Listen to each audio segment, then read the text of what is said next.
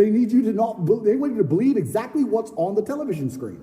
Believe in COVID. It's COVID now. It's COVID now. Oh, Putin's invaded Ukraine. Putin's cured COVID now. Now it's Ukraine. It's insane till the next thing comes. It's absolutely asinine. Did any of the questions that they sent you ahead of time? Zero. By the way, we didn't. There was no. No, that's not how we operate. Asked us ahead of time whatsoever. Did they ask you any of the questions they Zero. said they were going to ask you? Zero. They start with an attack and it became a battle instantly. Did they ask you at any point what jail was like? Zero. What your mental health was like? Zero. How, like, you completely missed the mark when everyone wants to know what was jail like. Well, but they don't even ask you that question. But this is what's so interesting about it. These people are so detached from reality, because they are genuinely detached from reality. They think that finding a video I made 8 years ago, a 4-hour speech I made 8 years ago, and finding one line of it without context that can be misconstrued, they think that sitting down with me and saying that to me is an aha moment. Nobody cares. Because you're taken out of context, one. And I said you're taking things out of context. She goes, I'm not taking it out of context. I said, if you're presenting it without context, that's taking it out of context. That's what it is. You're lying by omission.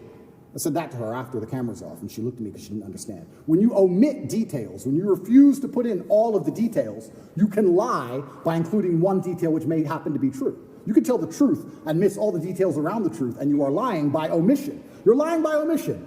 And you're sitting here saying, oh, you said this 8 years ago. Nobody cares.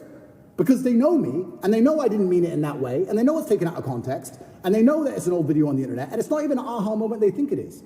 But they just want to sit with you for an hour, attack you and attack you and attack you, wait for you to make one mistake.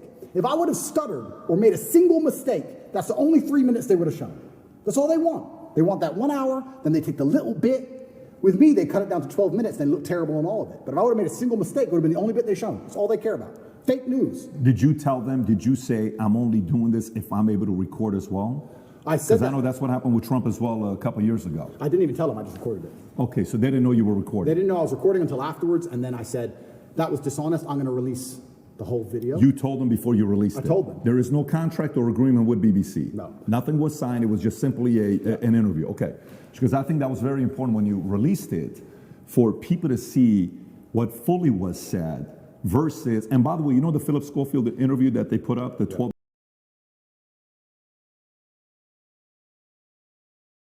first famous guy to go in prison. I mean, when else have we seen a famous person in prison and everyone's wondering, you know, oh, I wonder what it's like. Now, I'm not saying there's no value in sharing that part of the story, but that's not going to be the top thing on people's minds, right?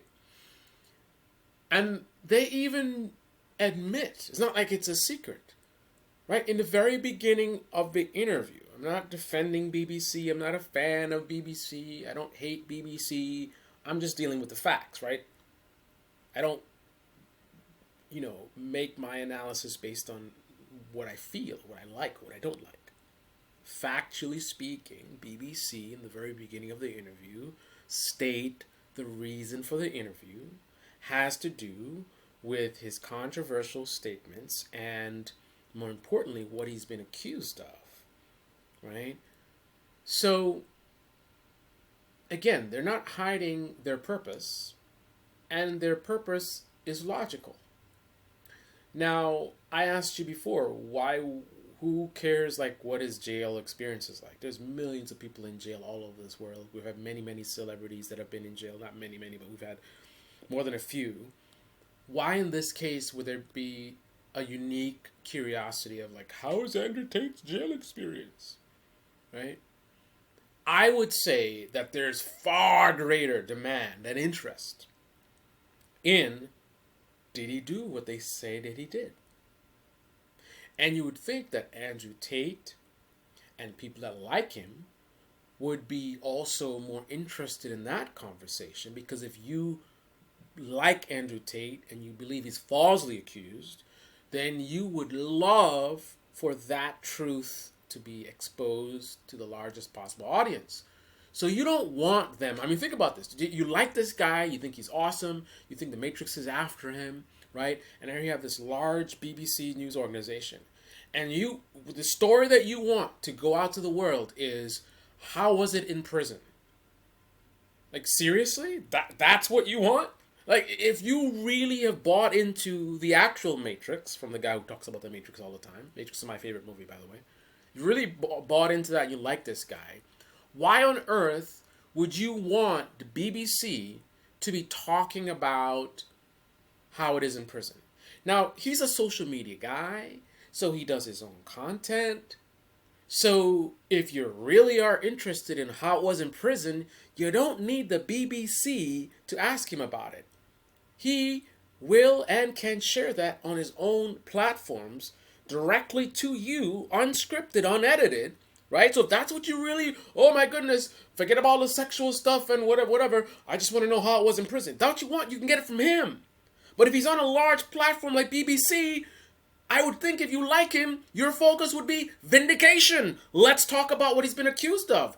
Did you or did you not do these things? And that's exactly what the BBC does. They don't jump around, beat around the bush. Straight away as the interview begins, they're like, listen, we're interviewing you because it's controversial statements, because of what you're accused of. And then they straight up ask him, have you raped anybody? But listen, let these guys tell it. And oh, that's absurd that they would start the interview getting straight to the point about why the interview is happening in the first place. Right? I mean, it's like you have a guy who was abducted by aliens. Right? Comes back down to Earth. He gets on BBC, right? And BBC starts to interview. You were abducted by aliens. So we want to know what exactly happened on Mars. What did they do to you on Mars? Like, what was that like? Right? And you're a fan of this guy who was abducted by aliens, and you're upset with BBC for doing an interview like that, starting like that, and right off the bat, like, did they hurt you? No. Did you see any other humans there? No. Did you feel threatened? Like straight into the alien abduction part, right? And you're upset because they went that way. They were honest about that. Their focus was the abduction. They went straight to it. They didn't start right away with like, hey, tell me about your family history. No, they went straight into it like, bro, what happened in Mars, right? You're upset about that because you think that instead of asking about the abduction, they should have focused on the return. When you came back to Earth, how did your family treat you, or how did your friends treat you when they found out you were abducted? Now, newsworthy, that's certainly a question to ask, but that's the most important question. So you'd be upset if the entire interview, and it's not the perfect analogy, the entire interview focused on the abduction, right? How they captured you, the trip to Mars, arriving in Mars, what happened while you were in Mars, right? And even how you got back to Earth. If that's the whole interview, and they didn't talk about after you came back to Earth, like how people responded to you, like you'd be upset about that? You wouldn't want to focus on the actual abduction and what he did with the aliens? You'd be like, man, why didn't they talk about his friends and family? I mean, again, that stuff is valid and probably should be in there somewhere, but that's not the priority, right? Why would anybody care that Andrew Tate got arrested in the first place? Because he's super famous, right? People get arrested all the time, nobody cares, right? We're in the United States of America, we have so many people in prison, we are over-incarcerated, nobody cares. I don't mean that literally, but generally speaking, that's not, people aren't going through their lives like, oh my goodness, there's all these people in prison. They don't care, they're focused on their own lives, right? So generally, we don't care about people getting arrested, especially arrested in other countries. But if you're super, super famous, then it becomes a little bit more intriguing. People are like, wow, even this big, powerful, famous person is arrested. Then you do the trifecta. You add in the element that this guy, accused of sex trafficking and potential rape and all this kind of stuff, and bonus, has this large fan base and tons of people that love him, and it's almost like a cult type thing.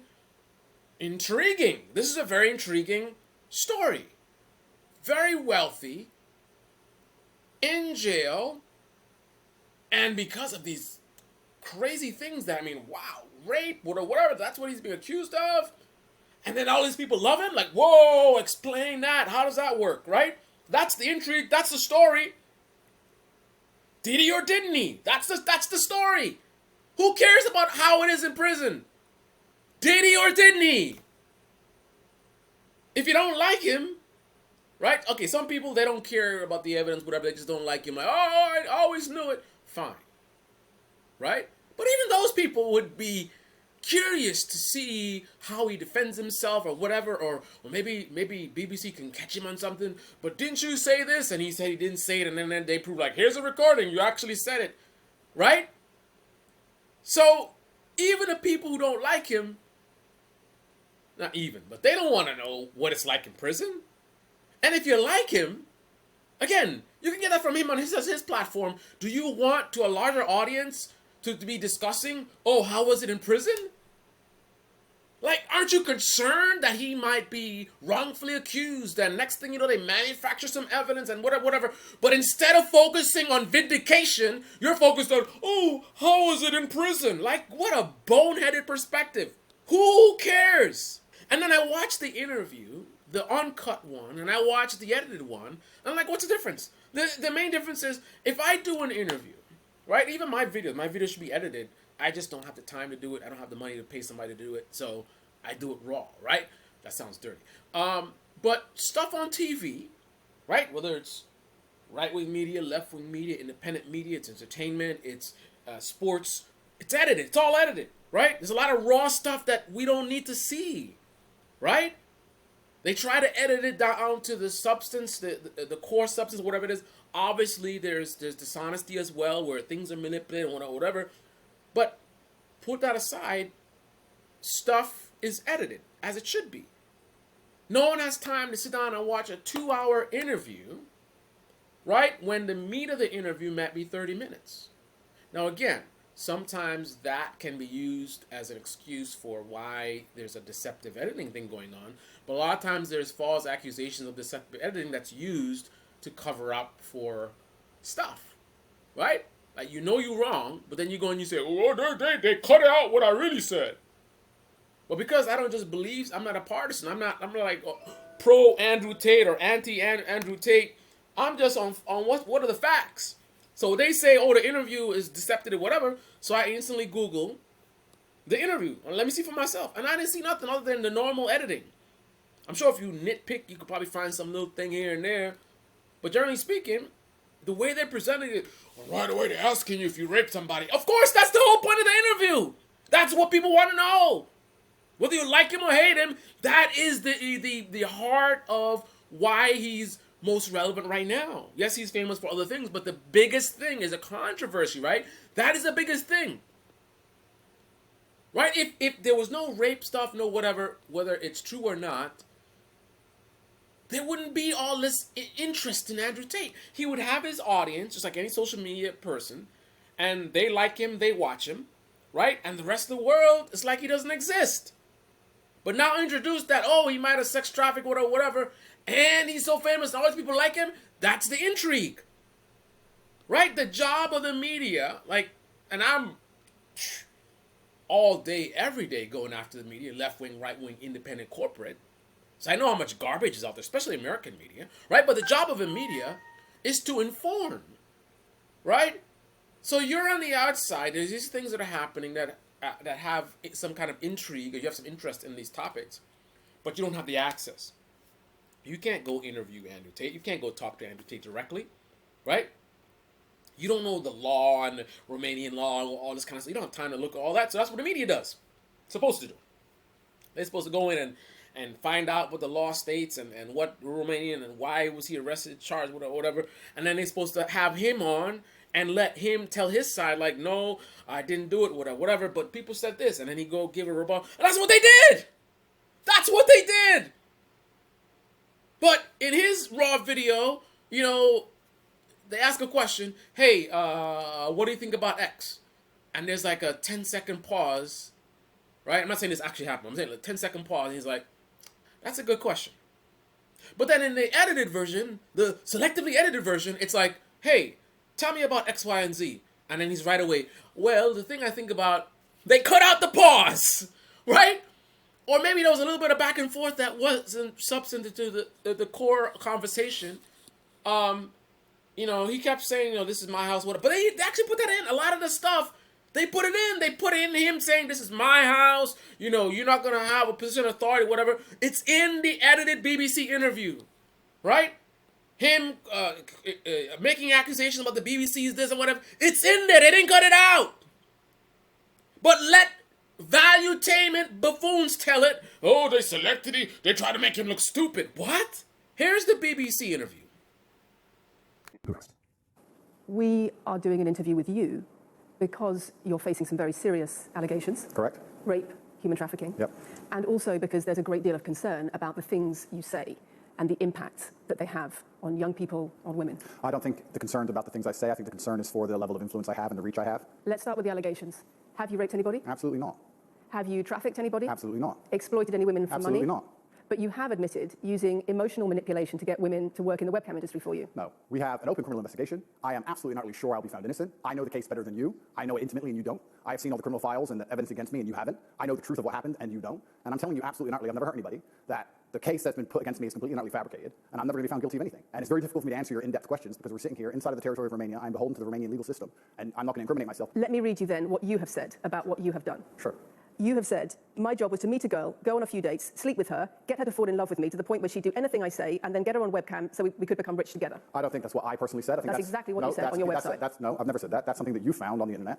Doesn't mean I've said it. And again, once again, if any female on the planet has a problem with me, I strongly recommend her to go to the police and try and pursue me for criminal charges. I'm actually such a nice person that I've never had anyone The BBC has spoken to somebody since your arrest who says exactly those things, that with you it's all manipulation, there's an ulterior motive to everything you do. Is this Sophie? Oh, it's Sophie, the fake name, no face. No, I was so intent on wanting to please him and wanting him to be happy that I was just kind of, okay, do whatever you want. And what is she accused me of a crime, this imaginary Sophie? She's making the point that there is she accused me of a crime? Emotional or psychological manipulation. I've asked you a question, and I've allowed you into my house. I'm asking you a question. Correct, but you're not the boss here, because I've allowed you into my house. I'm asking you the questions. Correctly, and I'm telling you. You get to decide the answers. No, we're equal here. I've allowed you into my house. You don't come here with a position of authority. I'm doing you the favor as legacy media, giving you relevance by speaking to you, and I'm telling you now, this Sophie, which the BBC has invented, which there's no face of. Cover up is. Right? Here's the raw, unedited, full version. Look at the text on there. Dramatic music. The BBC has been begging Andrew Tate for an interview. Why do we need to know they were begging him? They sent a list of sanitized questions. Sanitized? What are you basing that? You're just saying it's sanitized, but what is the basis of that claim? That you're putting that description on there? Tate finally agreed to their begging, again the mention of the begging, and they ignored all of their promised questions and attempted a hit job. Concern about the things. We are doing an interview with you because you're facing some very serious allegations. Correct. Rape, human trafficking. Yep. And also because there's a great deal of concern about the things you say and the impacts that they have on young people, on women. I don't think the concern's about the things I say. I think the concern is for the level of influence I have and the reach I have. I would argue that a lot of the things that are already out there inside of the legacy media, the matrix as a whole, are far more damaging than the things I say. It's concern about the influence you have being a harmful influence, but let's start with the allegations. Not necessarily a harmful influence. The fact that I'm massively influential over the youth. I was able to earn my... But it's my influence as a whole which people are afraid of, not necessarily the victims. Let's start with the allegations. Have you raped anybody? Absolutely not. Have you trafficked anybody? Absolutely not. Exploited any women for Absolutely money? not. But you have admitted using emotional manipulation to get women to work in the webcam industry for you. No. Firstly, let's begin. Let's start with it. I'm facing charges. The first one you mentioned, the rape one's already thrown out by a judge. Secondly, it's very difficult for me to sit here and have a very frank and honest conversation with you while we're in the territory of Romania about legal cases going on in Romania. I have to protect myself. I've agreed to do an interview with you. I don't want to be as honest with you as possible. But I can't incriminate myself in any way. I have to be very careful what I talk about. There are no charges yet. Correct. There are no charges. There are no charges. And I've agreed to speak to you. But I have to be as honest and frank as I can while also protecting myself and following my legal counsel. So let's talk about what you've said yourself then. You have said on the website, your original website for the Husbands University, that you emotionally manipulated women to fall in love with you so that you could get them working in the sex industry for your financial gain. As I said, I have to be very careful with what I say. Let's put it this way. No women are coming out against me and accusing me of doing it. Yes, they are. No, they're not. Yes, they are. No, they're not. Who? There's testimony from the current investigation. The current investigation, which I cannot discuss, which I know intimately and you don't, I can tell you right now that the women who are in this case file, there are 2 American women who have been caught already in their line, and then nobody else is accusing me of anything. To begin with, it's very common in cases like this that the alleged victims do not always see themselves as victims. Well, that's very interesting. It's actually extremely interesting, because if I was a matrix-controlled organization, my goal was to slander somebody and try and destroy their name. You're telling me that they've chosen a crime which, one, is heinous, of course, because it damages the person's credibility, and two, you're saying that even if everyone else involved, if you have 5 people and everyone's sitting there saying, no, nobody's hurt anybody, we like Andrew, we've all worked together, we're friends, etc. That's not what everybody's saying. No. Let me read you some of the testimony from the current investigation. Can I finish this? One of the witnesses said, Can I finish this? you're not answering the Can I question I've finish asked this? you. You're not answering the question I am answering the question. Let me read you the testimony of one of the witnesses. You're saying the people who are involved in this, even if they say they're not victims, that they're still going to try and attack me and They pretend are they're victims. treated. Now, if you really drank the Kool-Aid, then you can sit there and watch the raw interview and find a bunch of things. Because again, the whole point of editing is you're cutting stuff out, right? So there's going to be necessarily things in the raw interview that aren't in the edited one, right? And you can choose to attribute whatever you want to whatever's not on there and say, oh, this is an important thing or important detail or whatever it is. But the way I look at it is, you can't just look at it and say it's an edited interview and it's a hit job or whatever. You need to make specific accusations, right? They asked you whether you did X, Y, and Z, and you said you didn't. And you explained why you didn't. They cut out the explanation and they only have the question and they have you just saying no. So the audience doesn't get to hear your side because the explanation was cut off, right? And the idea that you would ask a question and then have an answer with substance and details that the audience won't know, and cutting that out, like, that's deceptive editing, right? And if you have that particular scenario, then absolutely make a case of it, present it and say, listen, this is a hit job, look what they did. But to simply have an interview and make a point that an edited interview doesn't have as much details as a raw interview, when every edited interview doesn't have as much detail as the raw version, right? If you go and watch an interview on whatever your favorite media is, and it's an edited one, you can easily go on the cutting room floor and find a lot of things that were missing from there. And you could choose to value any one of those details and say, oh, look at this thing, this is a big deal, and they cut it out, right? Look at the Kanye West interview on Tucker Carlson, where he said some really, really, really anti-Semitic stuff. Somehow that was not in the final edited version. Now, is that a version of misleading people? Is that a version of lying through omission? Or was that just editing? Right? If you've got a case to make about bad deceptive editing, make the case. Don't just say that it's bad deceptive editing. Point out the specific details and prove that what you're saying is true. Otherwise, it's just nonsense. Valuetainment, in the beginning, to me, had some good value. They started off with a good idea, a lot of stuff you could learn from them. And then they decided to go into this politics stuff, and now they're doing this whole Andrew Tate caping. I mean, you watch the interview on Valuetainment's channel, and in this particular cut, they start off with making a whole bunch of excuses and all this kind of framing before actually letting Andrew Tate speak for himself. You bring the guy on, he's being accused of stuff. There's all this controversy, did he or didn't he?